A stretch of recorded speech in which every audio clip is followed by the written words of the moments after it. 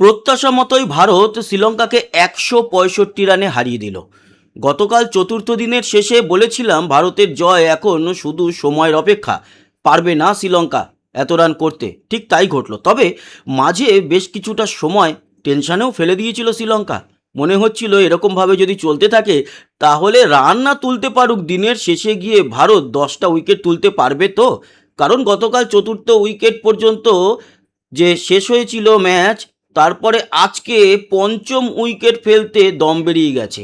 শ্রীলঙ্কা 90 রানের উপরে তুলেছে। 44 রানে যেখানে 4 উইকেট ছিল, সেখানে 90 রানের উপরে, মানে করে ফেলেছে প্রায় 130-35-এর উপরে রান।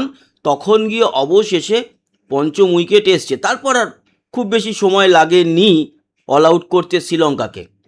বন্ধুরা, ভারত বনাম শ্রীলঙ্কার যে 2 ম্যাচের টেস্ট সিরিজ, তার এই প্রথম ম্যাচের আজ ছিল শেষ দিন অবধি গড়ালো। টেনশন ছিল বৃষ্টি হয়নি, তবে ম্যাচের শেষে একেবারে যখন পুরস্কার বিতরণী হয়ে গেছে তারপরে শোনা যাচ্ছে সেখানে বৃষ্টি হচ্ছে। তো তাতে কিছু এসে যায় না, তার কারণ ম্যাচ শেষ, খতম। এই ম্যাচের থেকে আমরা কি পেলাম? অনেক কিছু পেলাম। যেরকম পেলাম আমরা দেবদত্ত পারিক্কালের 167 ফার্স্ট ইনিংসে এবং দ্বিতীয় ইনিংসে 44, এবং দেবদত্ত পারিক্কাল এক ওভার বলও করেছে। হ্যাঁ, 5 রান দিয়েছে।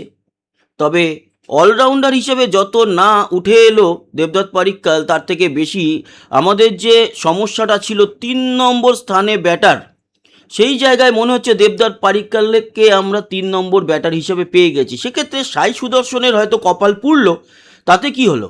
আমাদের সাই সুদর্শনও কেউ শত্রু নয়, দেবদত্ত পারিক্কালও শত্রু নয়, দুজনেই আমাদের আপন, আমাদের ক্রিকেটার। কথা হচ্ছে আমাদের দলের প্রয়োজন অনুযায়ী যে বেটার পারফর্ম করবে সে খেলবে। কেউ আমার ভাই নয়, আবার কেউ আমার শত্রু নয়। যেই জায়গায় 3 নম্বর একজন পজিশনের ব্যাটারকে নিয়ে আমরা দোলাচলে ছিলাম, সেখানে আমার মনে হচ্ছে যেন দেবদত্ত পারিক্কালকে সেই রূপে আমরা পেয়ে গেছি। এই 167 রান ফার্স্ট ইনিংসে এবং দ্বিতীয় ইনিংসে 44-এর সুবাদে দেবদত্ত পারিক্কালকে এই ম্যাচের, টেস্ট ম্যাচের প্লেয়ার অফ দ্য ম্যাচও কিন্তু ঘোষণা করা হয়েছে।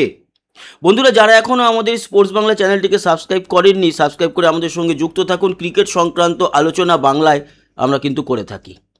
আর আরও একটা বড় ক্রিকেটারকে আমরা পেয়ে গেলাম। হয়তো ভবিষ্যতে রবীন্দ্র জাদেজার উত্তরসূরি হতে চলেছে, সেটা হচ্ছে মানব সুতার। ডোমেস্টিক ক্রিকেটে ভালো পারফর্ম করেই উঠে এসছে, কিন্তু আন্তর্জাতিক ক্রিকেট আর ডোমেস্টিক ক্রিকেট তো সমান নয়।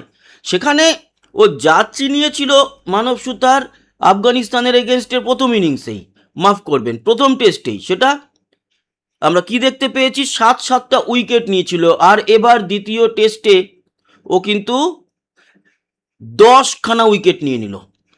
প্রথম ইনিংসে 4টে আর দ্বিতীয় ইনিংসে আজকে 6খানা, মানে গতকাল 2টো নিয়েছিল, আজকে 4টে, মিলিয়ে টোটাল 10টা উইকেট নিল। মানে 2টো টেস্ট ম্যাচ খেলে 17খানা উইকেটের, আন্তর্জাতিক উইকেটের মালিক মানব সুতার।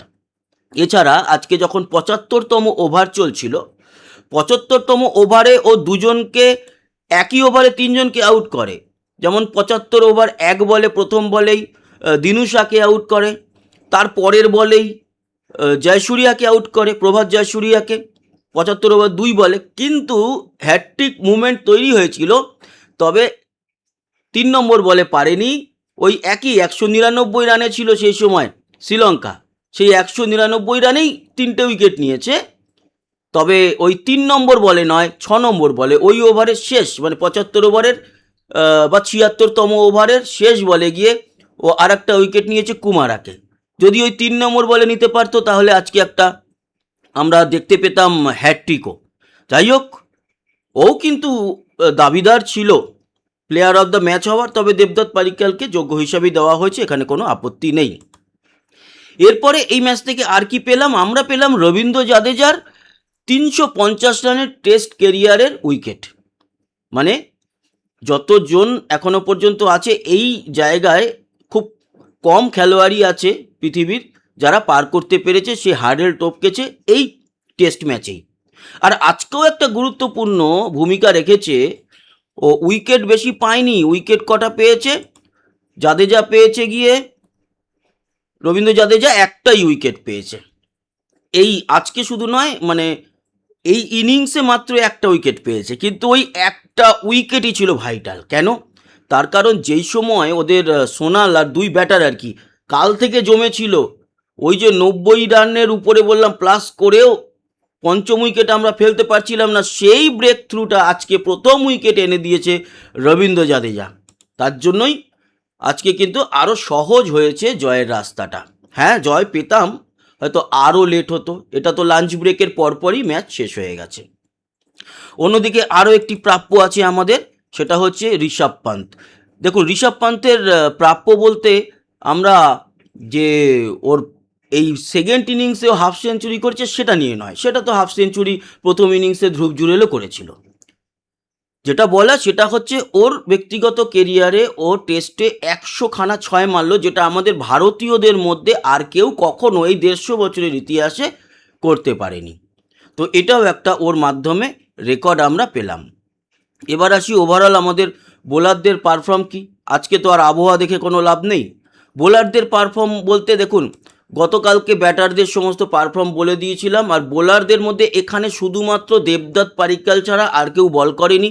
মানে যশস্বী জয়সওয়াল, কেএল রাহুল, দেবদত্ত পারিক্কাল, শুভমান গিল, ঋষভ পান্ত এবং ধ্রুব জুরেল, এর মধ্যে একমাত্র দেবদত্ত পারিক্কাল গতকালকে 1 ওভার বল করেছিল, সেখানে 5 রান দিয়েছিল। ফলে আমাদের এই ক্রিকেটারদের নিয়ে আর আলোচনা করার জায়গা নেই আজকে। তবে এই 5 জন যে মূল বোলার এবং অলরাউন্ডার, 2 জন অলরাউন্ডার মানব সুতার, রবীন্দ্র জাদেজা, বাকি 3 জন স্পেশালিস্ট বোলার, তাদের পারফরমেন্স নিয়ে যদি আমরা দেখি তাহলে রবীন্দ্র জাদেজাকে দিয়ে যদি শুরু করি, রবীন্দ্র জাদেজা 23 ওভার বল করেছে এই ইনিংসে, 3টে মেডেন নিয়েছে, 71 রান দিয়েছে, আর গুরুত্বপূর্ণ একটা উইকেট নিয়েছে। অন্যদিকে মানব সুতার 6টা উইকেট নিয়েছে। মানব সুতার 23 ওভার 4 বল করেছে, 2টো মেডেন আছে, 55 রান দিয়ে 6 উইকেট, 2.32 ইকোনমি। সব থেকে ভালো ইকোনমি মোহাম্মদ সিরাজের, আসছি। তারপরে কুলদীপ যাদব 11 ওভার বল করেছে, 38 রান দিয়েছে, কোনো উইকেট পায়নি। সবচেয়ে বেশি ইকোনমি দেবদত্ত পারিক্কালেরটা বাদ দিলে, কারণ ও তো 1 ওভারে 5 রান দিয়েছে, ওটাই সবচেয়ে বেশি ইকোনমি হিসাবে আছে। বাট কুলদীপ যাদবের ইকোনমি বোলারদের মধ্যে সবচেয়ে বেশি, 3.45। আর প্রসিদ্ধ কৃষ্ণা ভালো বল করেছে, প্রসিদ্ধ কৃষ্ণা গুরুত্বপূর্ণ উইকেট নিয়েছে। প্রসিদ্ধ কৃষ্ণা 10 ওভার বল করেছে, এই 10 ওভারে 3টে মেডেন নিয়েছে, 16 রান দিয়েছে, 2টো উইকেট নিয়েছে, সবচেয়ে ভালো ইকোনমি 1.60। আর মোহাম্মদ সিরাজ একটাই উইকেট নিয়েছে গতকালকে, আজকে কোনো উইকেট পায়নি। আজকে প্রসিদ্ধ কৃষ্ণা অবশ্য উইকেট নিয়েছে। মোহাম্মদ প্রসিদ্ধ কৃষ্ণা কালকে একটা নিয়েছে, আজকে একটা নিয়েছে, 2 উইকেট। মোহাম্মদ সিরাজ 9 ওভার বল করেছে, 2টো মেডেন, 15 রান দিয়ে একটা উইকেট নিয়েছে, 1.67 ইকোনমি। ওভারঅল যদি আমাদের বোলারদের পারফরমেন্স দেখা হয় তাহলে কিন্তু বেশ ভালো, ঠিকঠাক একদম। তো সেক্ষেত্রে অভিনন্দন অনেক। আমরা একবার ছোট্ট করে সামারিটা আপনাদেরকে দেখিয়ে দিই, তারপরে এই আপডেটটা শেষ করব। এবং সামারিতে আমরা দেখব হচ্ছে গিয়ে শুধুমাত্র ওই বেটার বা গুরুত্বপূর্ণ পারফরমারদের স্ট্যাটিস্টিক। প্রথম ব্যাট করেছিল ভারত 462, দ্বিতীয় ইনিংস মানে শ্রীলঙ্কা প্রথম ইনিংসে 284 করে, 193 দ্বিতীয় ইনিংসে করে ভারত, এবং দ্বিতীয় ইনিংসে 206 তুলতে সক্ষম হয়েছে। 372 টার্গেট ছিল, তুলতে পারেনি, 165 রানে জয়লাভ করেছে ভারত।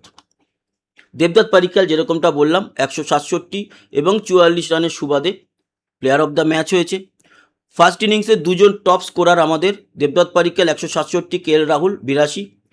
ওদের টপ বোলার প্রভাত জয়সূরিয়া 109 রান দিয়ে 4 উইকেট, আর কেশারা নুয়ান্থা 175 রান দিয়ে 3 উইকেট। দ্বিতীয় ইনিংসে বা শ্রীলঙ্কার প্রথম ইনিংসে সোনাল দিনুসা 168 বলে একটা সেঞ্চুরি করেছিল, আর নিরোশান দিকোয়েল্লা উচ্চারণ সমস্যা হয়, নিরোশান দিকোয়েল্লা 115 বলে 80। আর আমাদের মানব সুতার 76 রানে 4 উইকেট নিয়েছিল। রবীন্দ্র জাদেজা 57 রান দিয়ে 3 উইকেট নিয়েছিল। দ্বিতীয় ইনিংসে আমাদের ঋষভ পান্ত 66, দেবদত্ত পারিক্কাল 44, আর ওদের আসিতা ফার্নান্ডো 31 রান দিয়ে 4 উইকেট, প্রভাত জয়সূরিয়া 43 রান দিয়ে 3 উইকেট।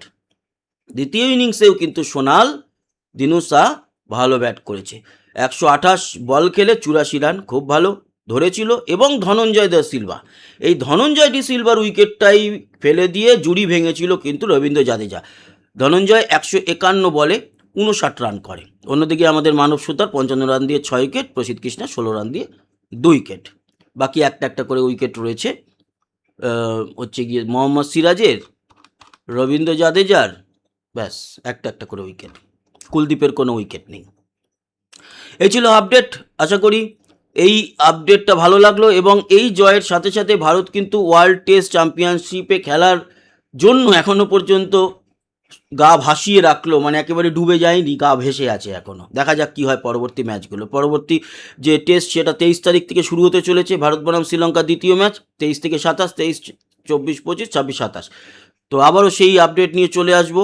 দেখা হবে 21 তারিখে। কীরকম প্লেয়িং ইলেভেন সাধারণত চেঞ্জ হয় না, এটাতেও হবে বলে মনে হচ্ছে না।